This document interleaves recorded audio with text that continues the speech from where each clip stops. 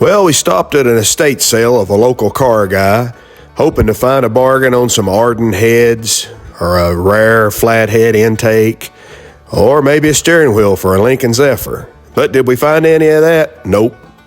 We found a lot of Harbor Freight tools, a lot of broke, worn out Snap-on tools, and the only thing we bought was this little vise for $10.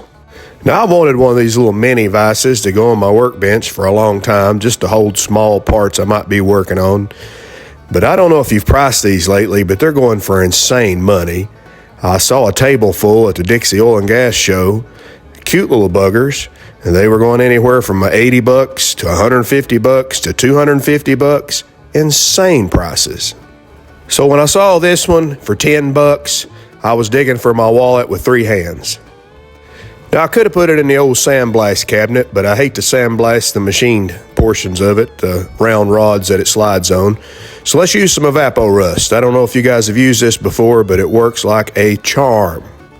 Now, this little vise was just rusty, not greasy, but if you have greasy parts, be sure and clean them in some purple degreaser. Get rid of the grease and get it dry before you actually put it in the Evaporust to let it eat the rust off. All right, here it is. Let's let it soak overnight. Give me time to get some other projects done, work on something more important. Well, all the rust is gone, but the screw is still locked up solid. Looks like we're going to have to put the hot wrench on that.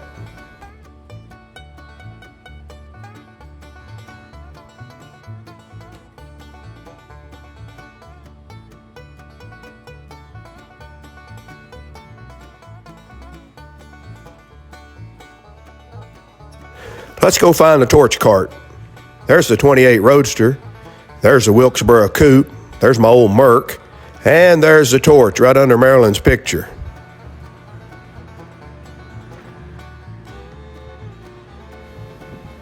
As we walk toward the back of the shop, you can see the Asheville Custom, the 32 sedan with the nail head in it. Boy, we got a lot of videos coming soon.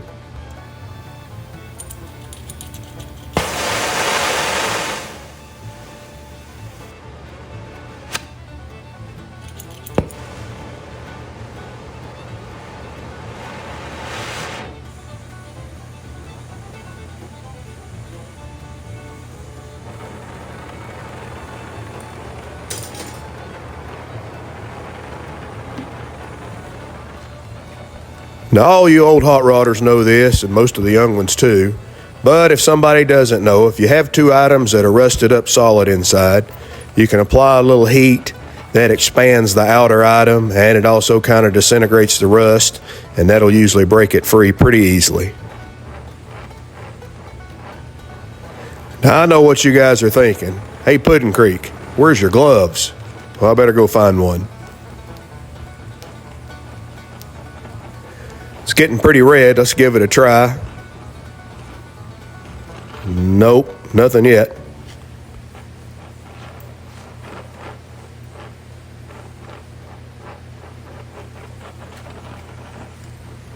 Come on now, it usually doesn't take this much. I mean, that's getting pretty cherry red. Oh, bam, there it goes.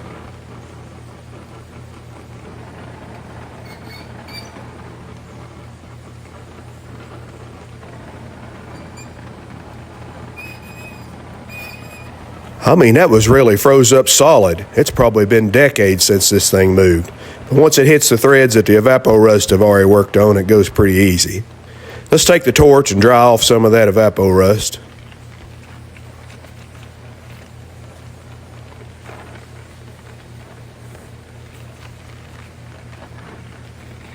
Once the Evaporust has done its magic, it gets rid of all the rust, but it leaves kind of a gummy, gooey, black surface smut all over the part, but it comes right off with just a tiny little bit of wire brush work.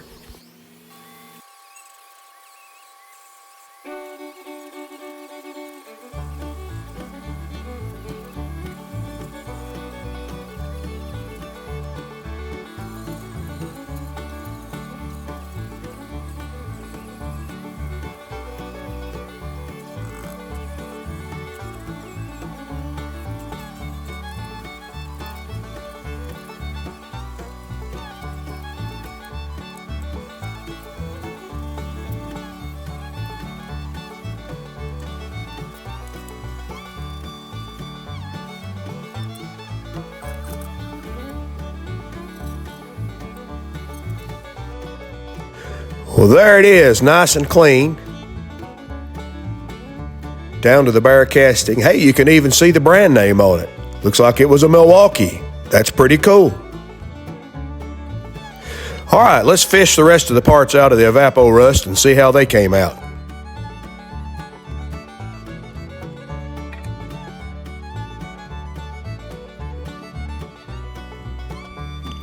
We'll dry this half off with a hot gun. No need to fire up the acetylene torch just for this. Now about this time, I know what you're thinking. You're thinking, hey, Puddin' Creek, we can see the Asheville Custom right there in the background. Why in the world are you messing around with this $10 vise when you could be working on the Asheville Custom? Well, that's a good question. I'm easily sidetracked. How about you? Let's pull a set screw out and get this lead screw pulled out of the center and get it cleaned up.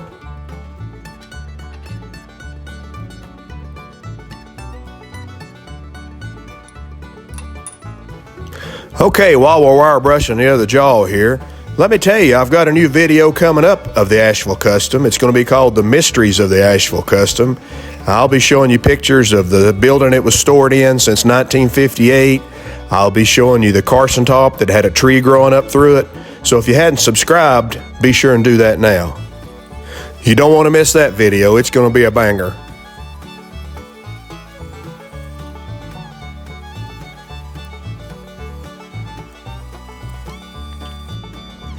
Now the lead screw had some burrs pushed up, so I'm just going to take a mill file and clean those burrs off. If you're not used to working with mill files, you'll notice a mill file only cuts in the forward direction. So I'm only pushing to cut and then lifting up to return. If you hold pressure on the return stroke, it dulls the teeth on your file. Just a little tip from your old hot rod buddy.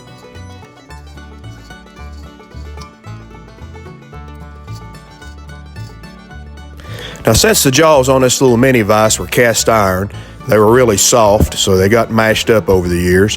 That's one reason I wanted this little vise. It's almost like having soft jaws in a big vise, but handier. So if I want to vise something up and I don't want to mar the finish, I could just put them in this little vise and not have to worry about soft jaws moving around and falling in the floor every time you loosen the vise up. Again, you'll notice I'm only applying pressure on the forward stroke of the file, not the return stroke. Same thing with hacksaws. You only apply pressure on the forward stroke. If you apply pressure on the return stroke, you dull the teeth. Now this jaw, for some reason, is in much worse condition than the other one. So I'm going to flat file it, but only enough to get me a couple of points to run a dial indicator on. And I'm going to put it in the milling machine and actually remachine this jaw. Now you might be asking yourself, why is he flipping it around in the vise to do the same job he was doing the other way? It's because when you flat file like this, the leading edge of the file always takes off a tiny bit more material than the trailing edge. So if you flip it 90 degrees, you come out much more even. Now you can see how bad this jaw really is, but all I needed was those 2 points on either end as reference points.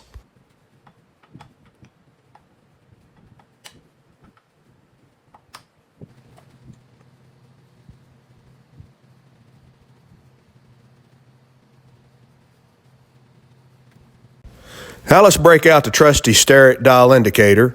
This is the back plunger model with all the attachments.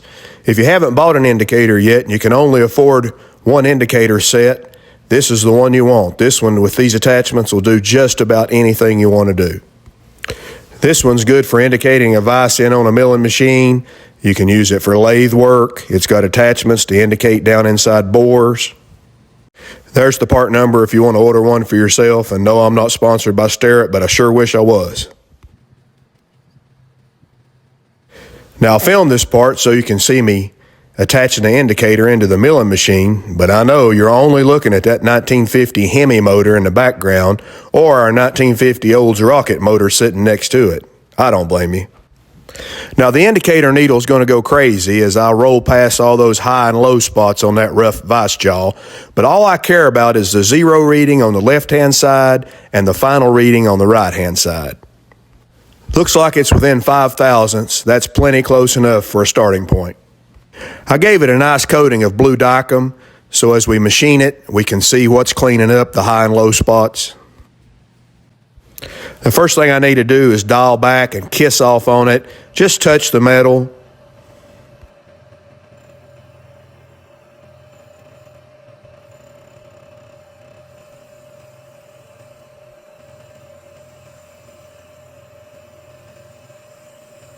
Well, there's the first pass. You can see how rough that jaw was, and you can see why I'm machining it back to factory specs. Okay, let's dial the end mill in about 10 thousandths and take another pass.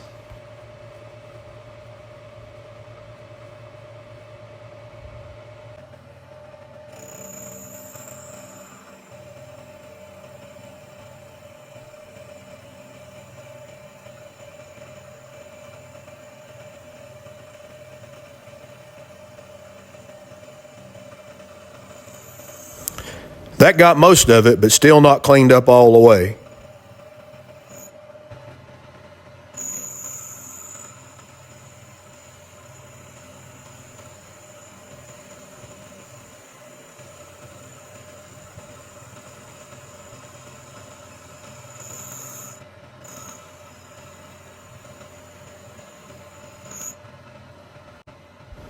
Well, that's pretty good. Let's give it one final finish pass and call it done.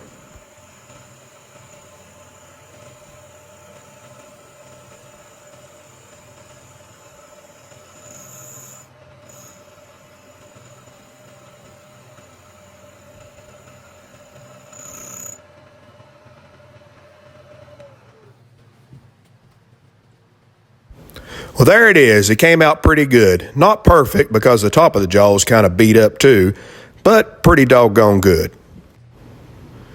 Okay, now the moment of truth. Let's see how the sliding jaw matches up with the fixed jaw.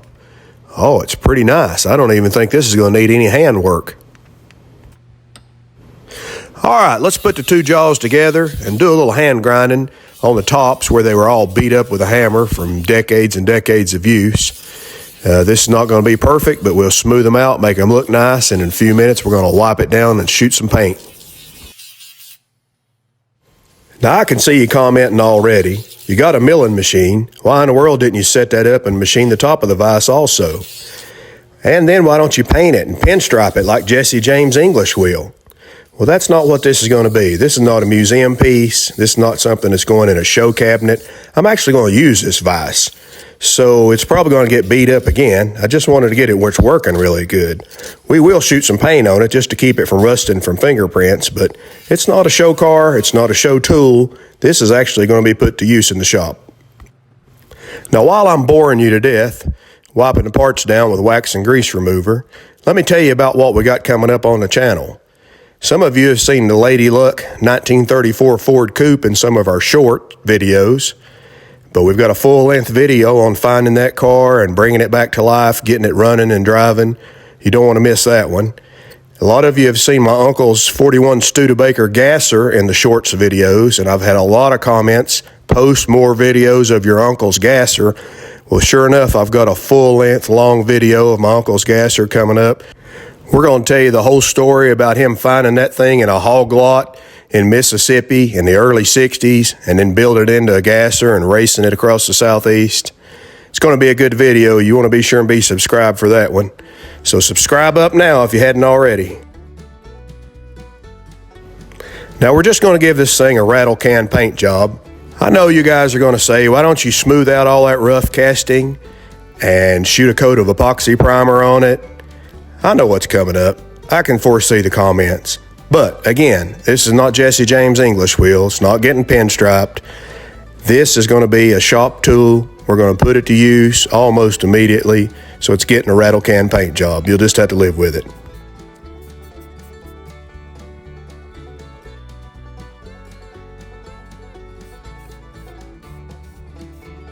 As far as color, Rust-Oleum has this cool maroon color. It's got kind of a vintage look. Looks like it might have been around in the 1930s. This spray can is some I had left over from painting the inside of a custom air scoop I made for the Ojai Coupe.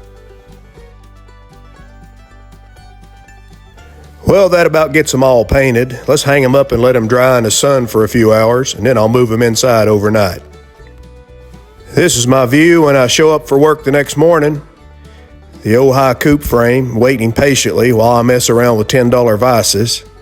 Anyway, the parts should be dry now and we can start some final assembly.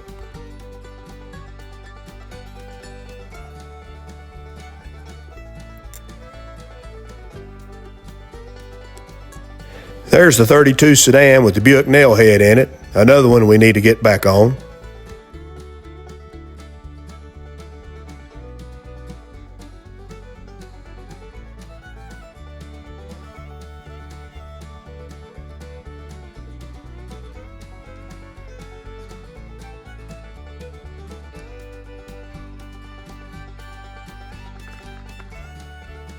Step 1, get all the machine parts unmasked.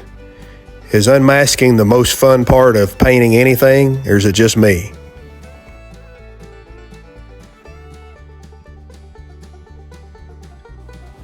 Now let's sling a little stay lube on all the moving parts, get everything moving nice and free and easy. This is a real simple design, just a set screw that rides in a groove on the lead screw, holds everything together, feels great. All right, now we're ready to mount the base on the workbench. This is getting exciting. Again, we grease up all the sliding components with Stay Lube, get ready to put this thing together and see how it fits. Now ain't that just the slickest little $10 vise that you've ever seen? Made in USA too.